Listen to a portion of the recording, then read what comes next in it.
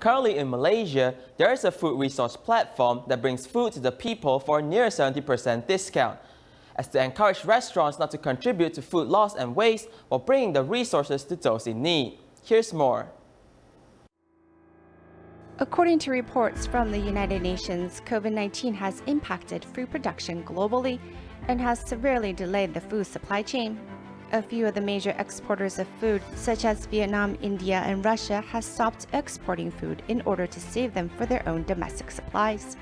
The UN also estimates that this year there will be an increase of 1.3 billion hungry people, as the world is facing a food supply emergency unseen in 50 years. In Malaysia, much of the farm products like rice, meats, and vegetables are imported in order to meet the demands of the domestic market. We import a lot of critical food from other countries. Our food import bill has reached 50 billion every year.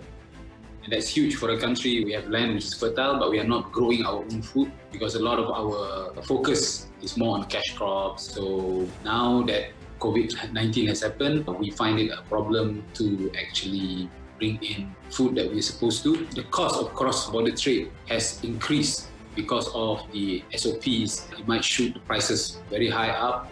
Executive Director Faisal Iran Sam of the International Strategy Institute says, the world is not at the critical stage where there is a shortage of food, but due to COVID-19, those living at or below the poverty line have a more difficult time getting the food. Actually, the whole world, we don't lack of food. We have a lot of food. It's just that the food does not go to where it's supposed to go, to the poor people, the unfortunate people. We don't have a functional, efficient way of distributing excess food because we produce and produce and produce and produce, but we just produce for nothing, you know. At the end of the day, it goes into the tong sampah. And this is the classic feature of capitalism which we need to change. Since 2017, Green Hero, a platform to channel and distribute excess food to those who need it, was born. We saw a waiter brought out a black garbage bag. It smelled something like strawberries. I was curious to it, so I opened the bag. What I saw was all the good pastries in that bag. And I was so angry and frustrated at the same time. And from there, we created a social enterprise business model.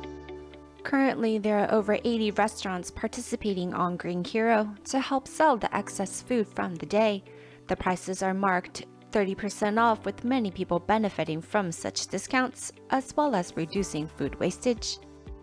In just 3 years, Green Hero's daily sales percentage went from averaging 10% to now 55%. We want to reduce food waste, not just in Penang, but for Malaysia and also for ASEAN.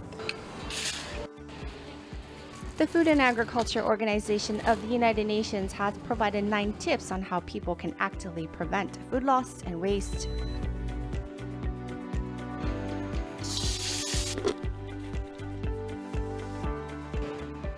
The food crisis is slowly impacting our lives, but as long as we are actively reducing and preventing food loss, then it is believed the stomachs of those hungry people in the world will be warmed.